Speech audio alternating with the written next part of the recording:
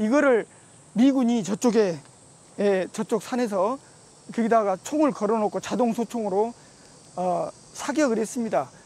6.25 한국전쟁이 일어났을 때 7월 25일부터 엄청난 학살이 이루어진 곳입니다.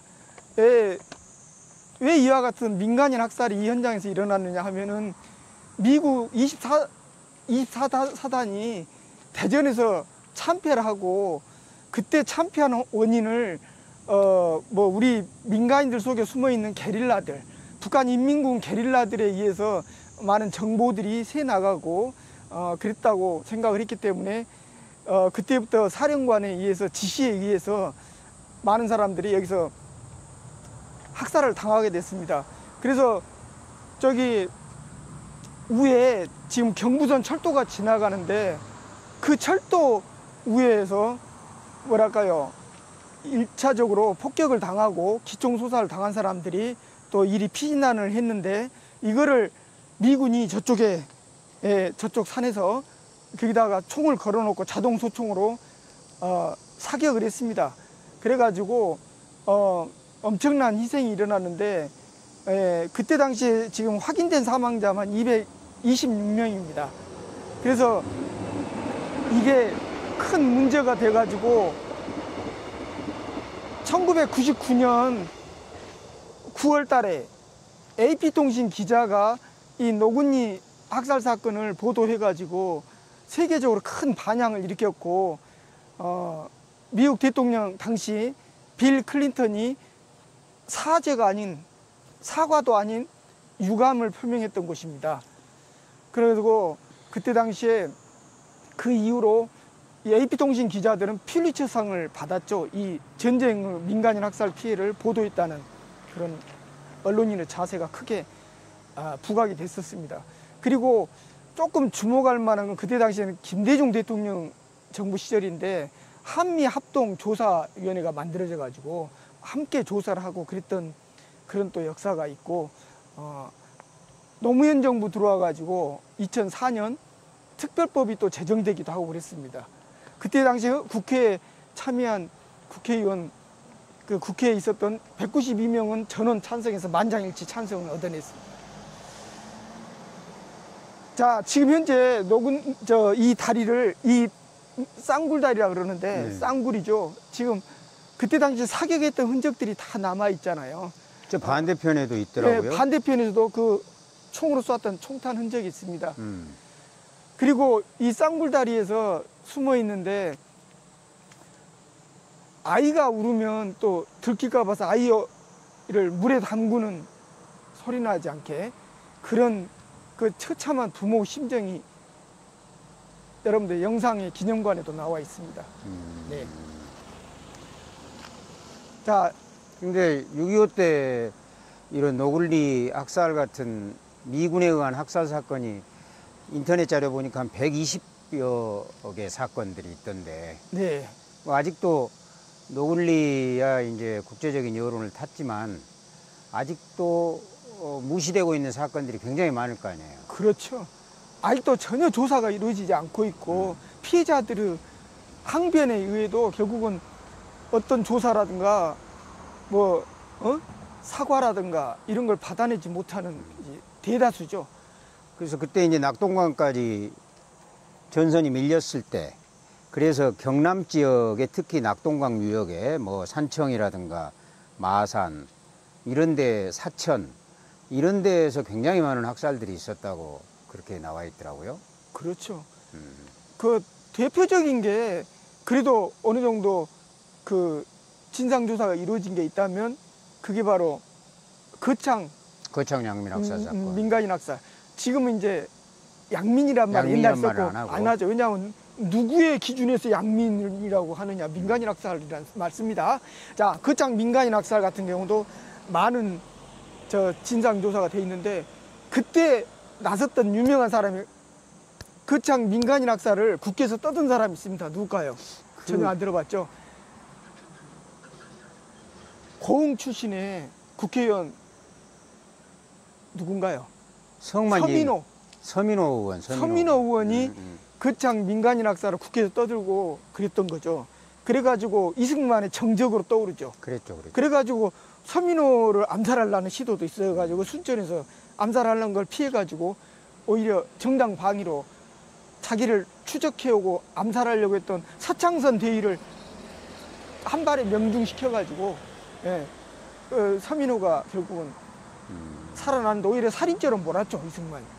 근데 그 서민호도 있는데 거창 민간인 학살을 국회에 떠든 사람, 그 사람은 하도 그 엄청난 일을 폭로해야 됐기 때문에 자기에 대한 보복이 있을 걸 분명히 알았기 때문에 유서를 써가지고 이렇게 집에 놔두고 다녔다고 그럽니다. 그런데 이 거창 민간인 학살을 밝힌 데 또 하나 큰 역할을 한 사람이 있습니다. 혹시 알란가요? 김영삼 대통령의 신복이었던 거창리 지역구인 국회의원 거기 김동영 의원입니다. 그 사람은 암이 걸렸음에도 불구하고 그걸 숨기고 김영삼을 보좌했던 좌동영, 우영우. 예, 그렇죠. 좌동영, 우영우로 유명한 김동영 의원 지역구가 거창이에요. 맞아요. 그래서 김영삼 정부 때 거창 민간인 학살 사건을 규명하는 데 큰 역할 김영삼이 해줬죠. 자기를 위해서 암인데 숨기고 계속 신복으로 활동했죠. 여기 박덕흠 의원도 노군리 사건 알리는데 큰 기여를 하셨나요? 전혀 그런 기록이 없습니다. 전혀 그럴 의지가 없겠죠. 아, 이게 이제 지금 그 박선영 진실과 화해위원회 위원장 네, 예. 그 이전에 진실과 화해위원회니까 진화위라고 그러죠. 그렇죠. 그 박선영 전임자가 김광동 위원장인데 예. 그 친구가 이 노군리 학살 사건을 이게 전쟁 중에 있을 수 있는 부수적인 피해다 이렇게 이제 표현을 했던 게 있던데 네, 네. 그 사람들은 왜 그 인식이 그러나요? 그 한마디로 얘기하면 인권 감수성이라는 말을 쓰기도 좀 아까운 사람들이라고 저는 혹평을 하고 싶어요. 그 전쟁이면 그만 아무런 비무장한 민간인을 이렇게 학살해도 되는 것입니까? 그리고 국제협약 어디에도 그런 건 있지도 않고 그 인도적인 입장에서도 있을 수도 없는 일이고 또 하나는 가장 이 노근이 사건의 핵심이 본질은 뭐냐면 피난 가라 소개령을 내려갖고 피난시켜놓고 그 사람들이 그 안에가 북한 인민군 게릴라가 있을 수 있다는 그 심증만으로도 쏴버린다는 예단만으로도 쏴버리는 이거는 문명사에서 있을 수 없는 거죠. 왜 피난을 시켰으면 피난 간 사람들을 학살했느냐는 것은 도대체 오히려 학살을 위해서 그들을 끌어냈다로밖에 의심을 받을 수밖에 없잖아요. 하나의 작은 규모의 보도연맹 사건 같은 거네요. 그렇죠. 근데 물론 그들은 한국인들이 누가 인민군이고 누가 우익이고 우익을 지지한 사람이고 알 수가 없으니까 그럴 수 있다 하지만 그러나 그거는 있을 수 없는 일이죠. 어떤 전쟁터에서도. 그러니까 이제 김광동이 썼던 그런 전쟁 중에 생겨날 수 있는 그런 사건들이다라는 표현을 미국이 개입한 모든 전쟁에서 이렇게 쓰고 있더라고요. 네. 베트남 전쟁에서의 그 민간인 학살 사건이나 또 뭐 중동 전쟁, 아프가니스탄 전쟁 이런 데서도 그 사실상 어찌 보면 전쟁 범죄 같은 이런 민간인 학살을 저지르면서 꼭 미국이 쓰는 표현이 전쟁 중에 생긴 우발적 사건. 그러니까 네. 전쟁 범죄로 보지 않고 이렇게 뭉개고 넘어가는 게 많이 보이는데 그걸 우리나라의 이른바 진실화해위원장이라는 작자가 그런 표현을 썼다는 것이 사대주의 틀어가지고 대단할 일인 거지. 모든 것이 미국 중심으로. 정이고 그렇죠. 힘의 논리에서 것들이 굉장히 지금도 아직도 작용하고 있지 않는가. 그렇죠. 미군이 했으니까 그러니까 정당한 것이고 세계 정의를 지키는 미군이 했으니까 강공이고 힘이고 정의라고 생각하고 힘이고 정의다. 정이고 그러니까 그러면 세상은 더 이상 그게 전형적인 제국주의 논리거든. 그렇죠. 세상은 더 이상 정의도 없고 이건 문명이 없죠. 야만의 그 아주 맹수들만 날뛰는 그런 세상이었을 때 그런 논리가 정당화될 수 있겠죠.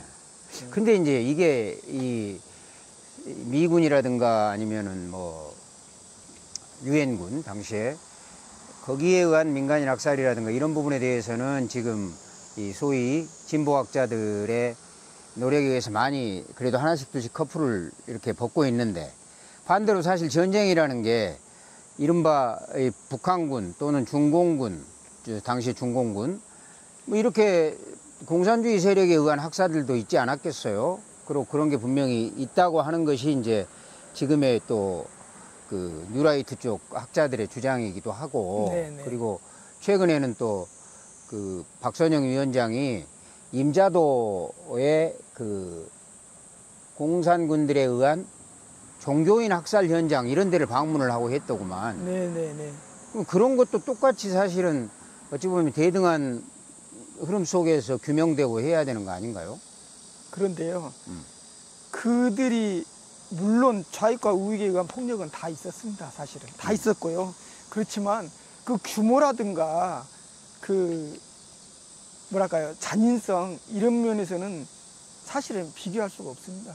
거의 그 정확하게 비율을 산출할 수는 없지만 그들은 아무런 비무장한 그런 사람들을 무차별적으로 아무런 이유 없이 학살했다고 하는 점에서 더 경악할 일이 있고요. 그리고 예를 들면 물론 좌익들도 인민재판이라든가. 인민재판 이런 걸 통해서 자기들 반대파를 제거하려고 했죠 사실상. 그렇지만 그와 같은 것은 규모가 이렇게 대대적이고 이렇게 무차별적이지는 않았어요. 이렇게까지는. 그래서 비율이나 모든 면에서 전쟁이라고 하는 상황을 고려하더라도 너무 무차별적이죠.